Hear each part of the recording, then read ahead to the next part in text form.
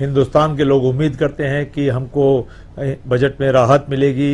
हिंदुस्तान के लोग सुबह 11 बजे आज टकटकी लगाई देख रहे थे, लेकिन जैसे ही बजट पढ़ना चालू किया 7वीं बार हमारी महिला वित्त मंत्री ने, तो भारतीय जनता पार्टी के जो 76 पेज का जो घोषणा पत्र था, वो 76 के 76 पेजों में जो मोदी जी की गारंटी थी, उनका जो घोषणा पत्र था वो गायब मिला।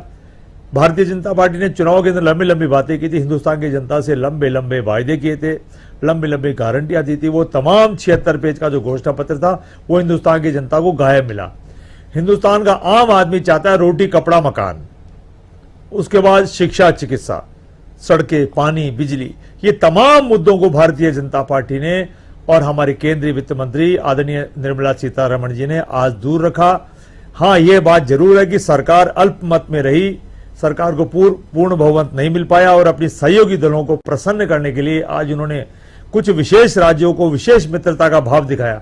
अब तक तो ये उद्योगपतियों को ही साथ विशेष मित्रता का भाव रखते थे, और कांग्रेस पार्टी तो लगातार ये आरोप लगाती रही है कि आप विशेष राज्यों के साथ विशेष मित्रता का भाव रखते हैं। आज भारतीय जनता पार्टी ने, आज केंद्रीय मंत्री ने, वित्त मंत्री ने बजट में ये साबित कर दिया है कि हम विशेष उद्योगपति मित्रों के साथ भी विशेष व्यवहार रखेंगे और हम कुछ विशेष राज्यों के साथ भी मित्रता का भाव रखेंगे। आपने देखा बिहार के साथ, तमिलनाडु के साथ और आंध्र प्रदेश के साथ जो विशेष पैकेज दिया है, वो निश्चित तौर पर इस बात को दर्शाता है कि कहीं न कहीं इनकी सरकार गिरने का इनको डर है। मैं राजस्थान से आता हूं, आपका चैनल भी राजस्थान से है। राजस्थान को इससे अछूता रखा गया है, और राजस्थान से इसलिए इसको अछूता रखा गया है क्योंकि राजस्थान के देवतुल्य मतदाताओं ने भारतीय जनता पार्टी से 25 के 25 सांसद छीन करके उनमें से 11 सांसद राजस्थान में कांग्रेस पार्टी को दे दिए। तो राजस्थान की जनता को बजट के माध्यम से मजा जगाने का काम केंद्र की सरकार ने किया है। कांग्रेस पार्टी आज के बजट की घोर निंदा करती है और राजस्थान के साथ जो पक्षपात किया है, जो बेईमानी की है, जो चीटिंग की है, उसके लिए हम भारतीय जनता पार्टी से अपील करना चाहते हैं कि जब भी आप इस बजट को रिव्यू करें तो निश्चित तौर पर राजस्थान के लिए कुछ न कुछ ऐसा जरूर कहें, क्योंकि आपको 14 सांसद दिए हैं और 14 सांसदों की संख्या ठीक ठाक संख्या होती है। उन 14 सांसदों के सम्मान के लिए, राजस्थान के 8 करोड़ देवतुल्य मतदाताओं के सम्मान के लिए निश्चित तौर पे आप बजट में कुछ न कुछ ऐसा जरूर आप संशोधन करें। तब ऐसा करें जिससे राजस्थान के मतदाताओं को कुछ अच्छा महसूस हो।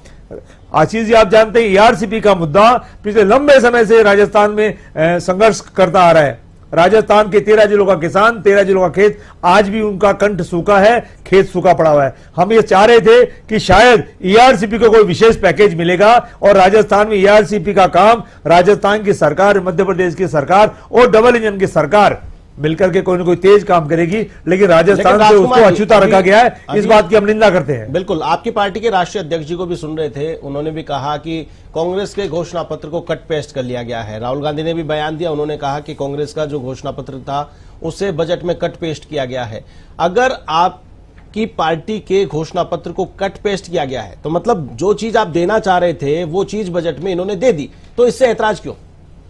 कट पेस्ट किया है, वो आपकी बात ठीक है। वो राजस्थान के, हिंदुस्तान के युवाओं के लिए बात कही थी, हिंदुस्तान के लोगों को न्याय मिले इस बात के लिए बात कही थी। तो राहुल गांधी बार बार ये बात कहते थे कि मैं चाहता हूं कि हिंदुस्तान में विशेष राज्यों के साथ आप व्यवहार समान रखिए, सारे राज्यों के साथ समानता का व्यवहार करिए।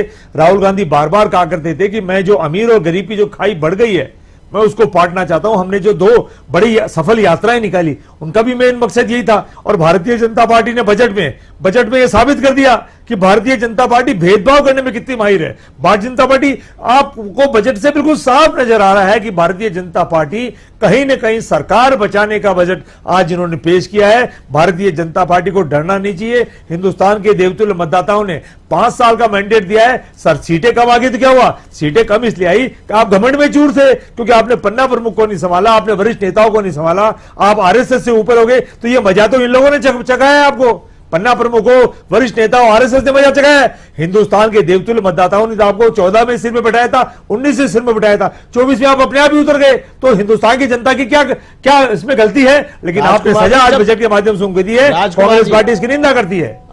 जब चुनाव थे उससे पहले अगर बात की जाती थी तो आप ही की पार्टी के नेता, आप ही के लोग ये कहते थे कि बीजेपी तो आरएसएस की कठपुतली बन गई है, आरएसएस के इशारों पर काम कर रही है। और आज आप खुद ये कह रहे हैं कि आरएसएस को किनारा कर दिया है, आरएसएस की बात नहीं मानते। तो क्या आप चाहते हैं कि आरएसएस की बात माने और आरएसएस के अनुसार सरकार चले?